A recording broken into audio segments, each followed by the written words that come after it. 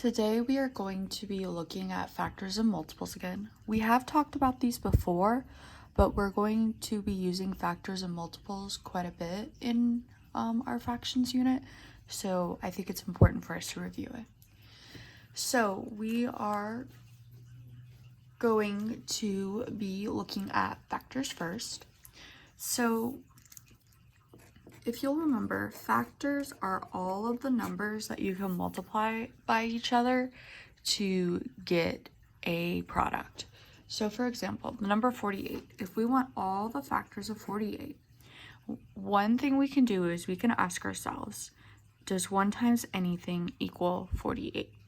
Well, yeah, it does.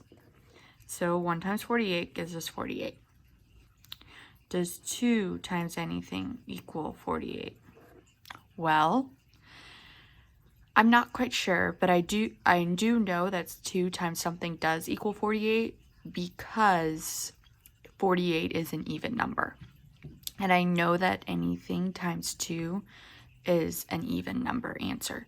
So now that we know how to divide, we can actually make this a little bit easier than it was before. So I can actually do 48 divided by 2 to figure out 2 times what equals 48. So 2 times 2 gives me 4, take away my 4, bring down my 8, 2 times 4 gives me 8, and I have 0. So I actually can use division now because I know how to. So this is going to get a whole lot easier than it was before. Also, I can go ahead and ask myself, 3 times what gives me 48? Well, I really honestly don't know if anything times 3 gives me 48. Now I don't have to just try to guess. I can divide. So I'm going to take 48 divided by 3 and see if I get something. So 3 times what gives me 4 as close as possible. Well, I can do 3 times 1. Take away that and I get 1. And then bring down the 8 and I get 18. Well, 3 times 6 is 18. So it looks like 48, 3 times something does give me 48. It's 3 times 16.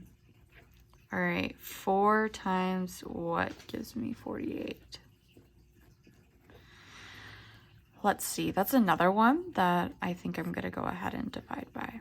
And here's the thing, if they come out nicely, that means they're divisible by it. That means that you can multiply by something to get there. So 12, okay? All right, now let's look at 5. Now I know, you know, and I know that it's not gonna come out nice, but I'm gonna show you what it looks like when it doesn't come out nice. So we can't do 5 times, go into 4, it's too big, but 5 times 9 gets me as close to 48 as possible with 45. Oh no, I have a remainder. So if you have a remainder, then that means that it's not something you can multiply by. So there is nothing times 5 that equals 48. This having a remainder proves that.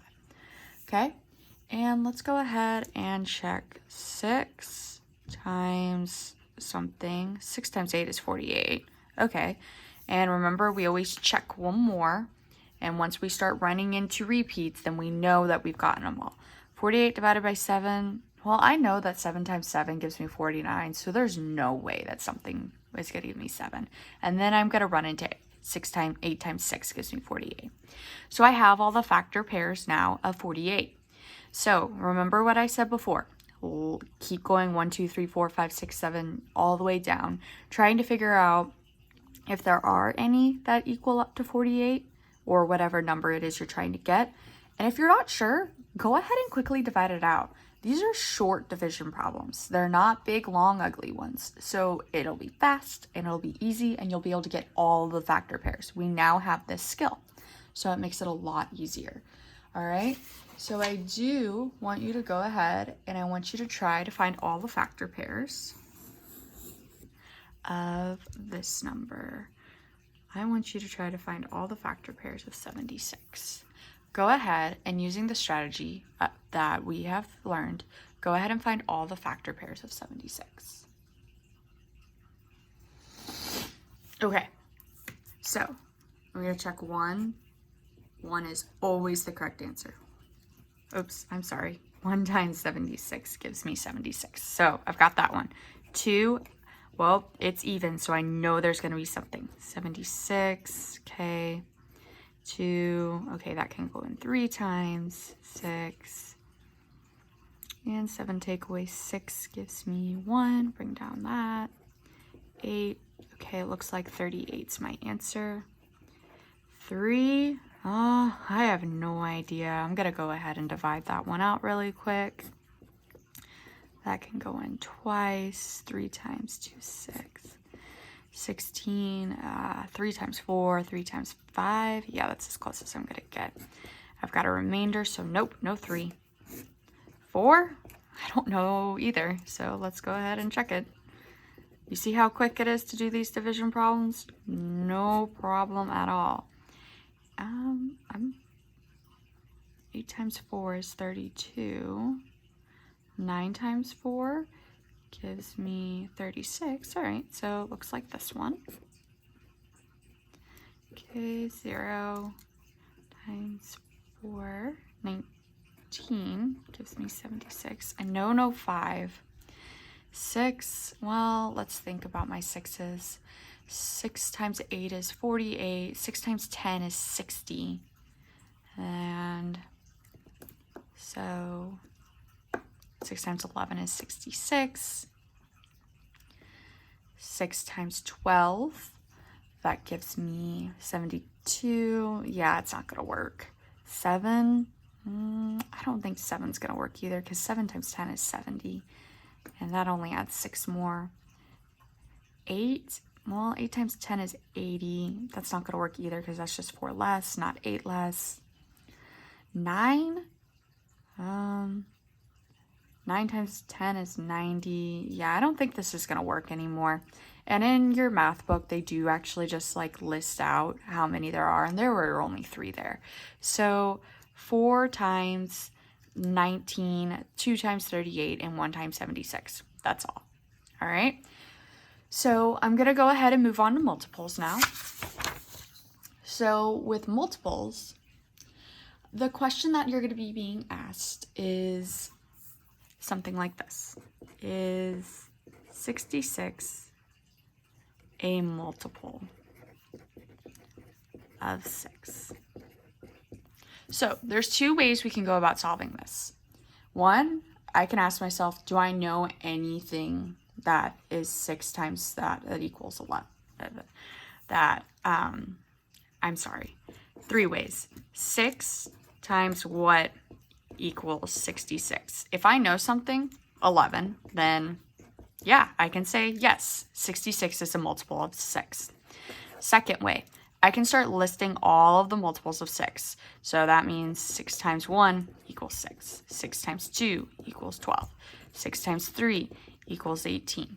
6 times 4 equals 24. 6 times 5 equals 30. 6 times 6 equals 36. 6 times 7 equals 42. 6 times 8 equals 48. 6 times 9 gives me 45. Nope, not 45. 6 times 9 gives me 54. 6 times 10 gives me 60. 6 times 11 gives me 66. Oh, well, there it is. Okay, I listed out all the multiples. Third way, now that I know my division, I can use division. Okay, and I can figure out whether or not this is going to be a multiple of this, because if this comes out evenly, then yes, there is something times 6 that equals 66. So that's a 1. That's a 1. Comes out evenly. Yep. So there's 3 ways.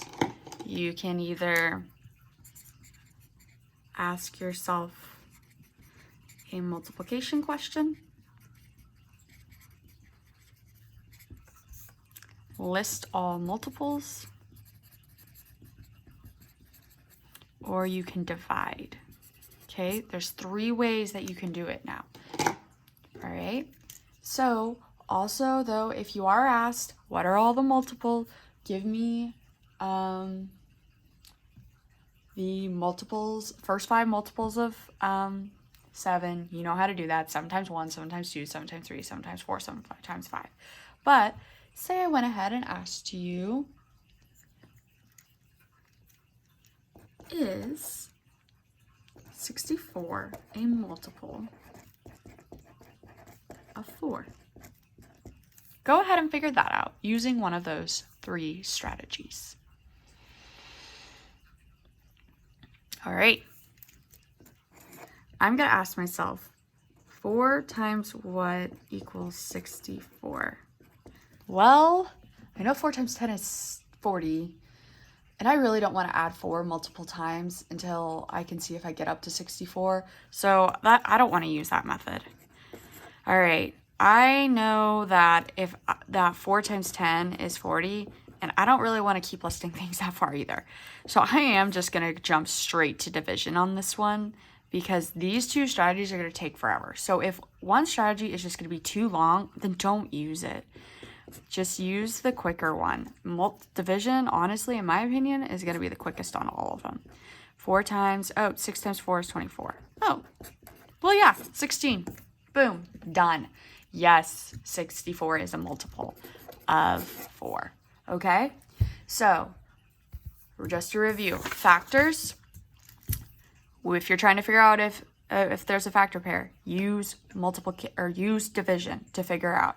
If you don't know if there's 3 times something that equals 48, just divide it out. If it comes out evenly, then yes, it is. If it doesn't, then no, there isn't anything. Multiples. Ask yourself a multiplication question. See if you can figure it out that way. Or list all the multiples, or simply divide if you're trying to figure out if a number is a multiple of another number.